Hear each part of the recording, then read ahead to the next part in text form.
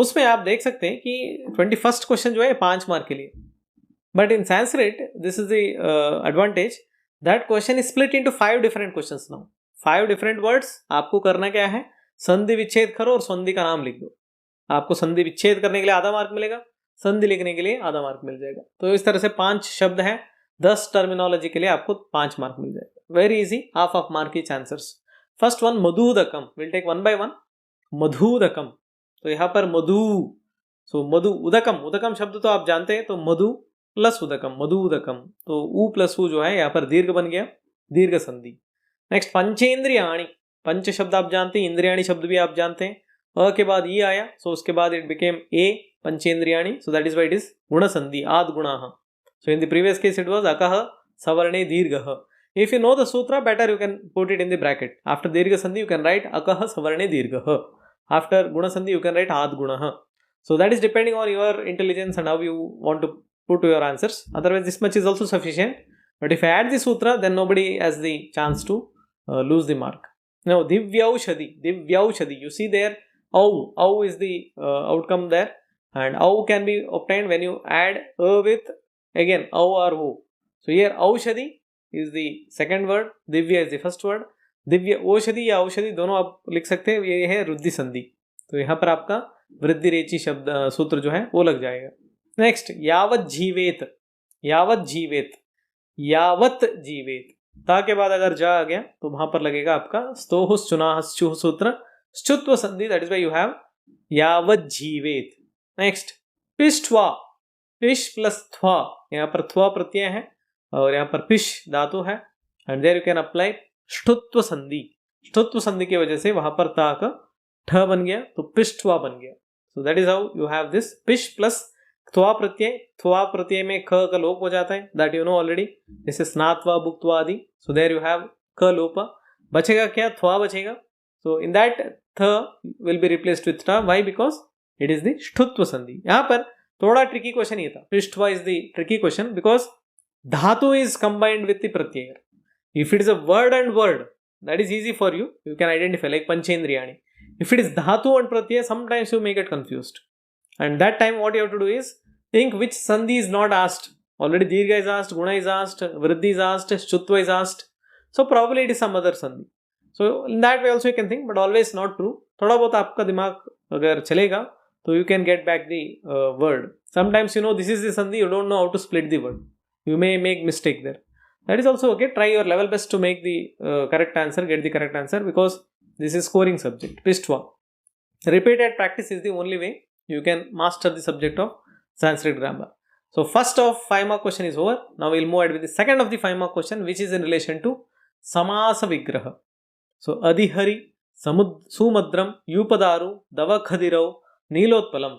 If you analyze these terminologies, these are all given in the original, you can say, वार्तिका of Ashtadhyayi. ज्यादातर जो examples examination में पूछा जाता है, they are basically from the original वार्तिका और अदर टीका ऑफ अष्टाध्यायी।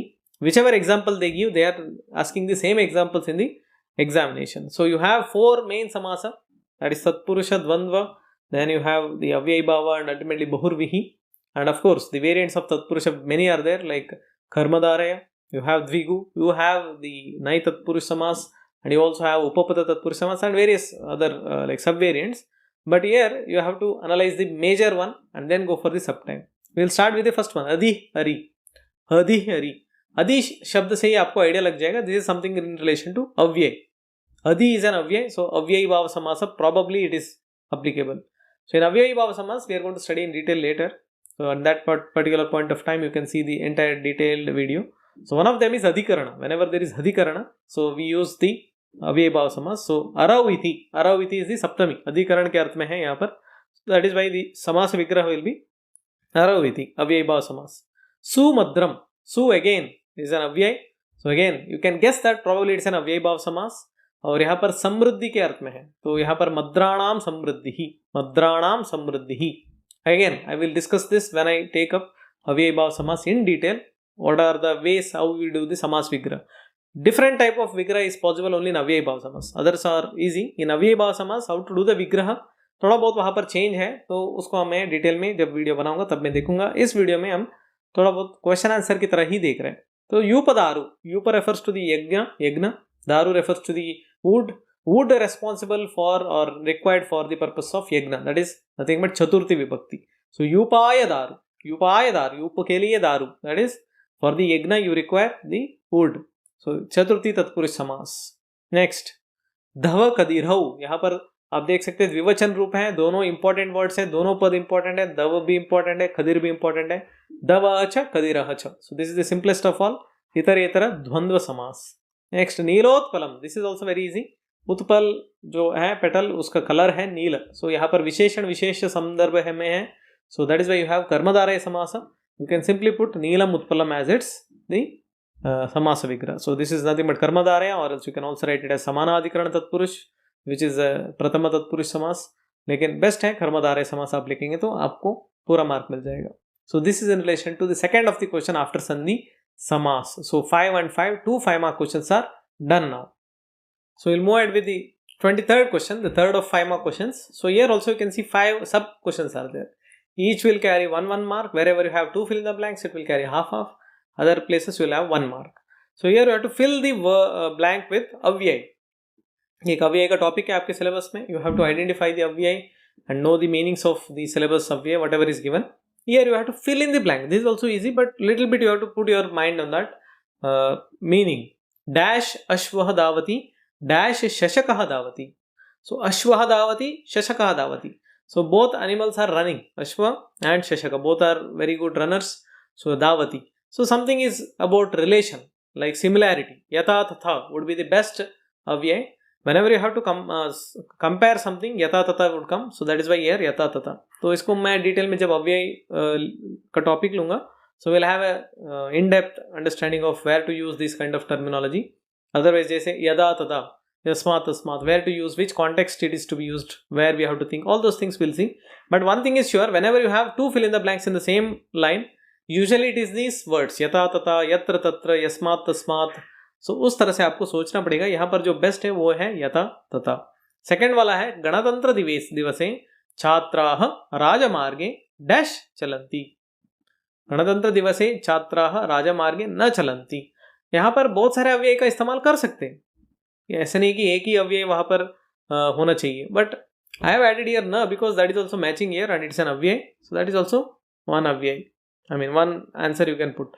पुत्रेण डैश पिता आगतः. पुत्रेण, वन थिंग यू रिमेंबर, सह जो अव्यय है ये ज्यादातर तृतीया के बाद आता है. पुत्रेण सह, शिक्षकेन सह और शास्त्रेण सह, एनी काइंड ऑफ तृतीय विभक्ति पद फॉलोड बाय सह is a commonly seen like practice.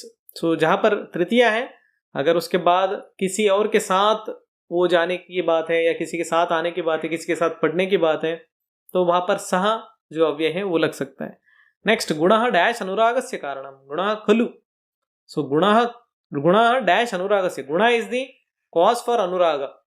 So here definitely would be the right answer. So that is why you have khalu. थोड़ा मुश्किल था, but wherever you have certainty, जहाँ पर कोई दूसरा अव्यय की जरूरत ही नहीं है, जैसे ना है या ख, बाकी यथा तथा आदि, फिर आप डेफिनेटली अगर आप सोच रहे कि मन में डेफिनेटली शब्द आना चाहिए निश्चित रूप से, वहाँ पर आप खलु जो अव्यय है वो लगा सकते.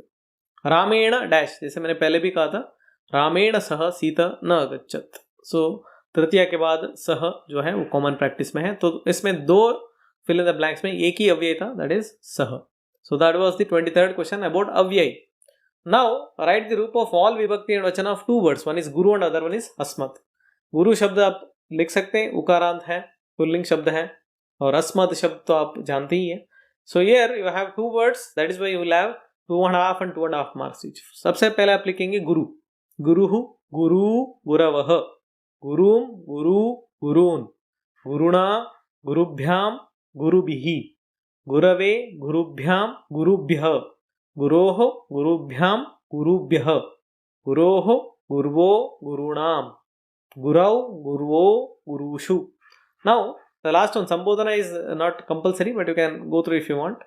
Important thing is आपकी जो pronunciation है अगर सही है तभी जाके आप इसको अच्छे से लिख पाएंगे. जैसे यहाँ पर गुरुहु, गुरुहु, दिस इज दी ह्रस्व प्रोनाउंसिएशन. गुरुहु, दिस इज दीर्घ, गुरुहु, यहाँ पर भी दीर्घ है. गुरु, गुरून्, गुरुभिः, गुरुभ्याम, गुरुओह, तो गुरुः.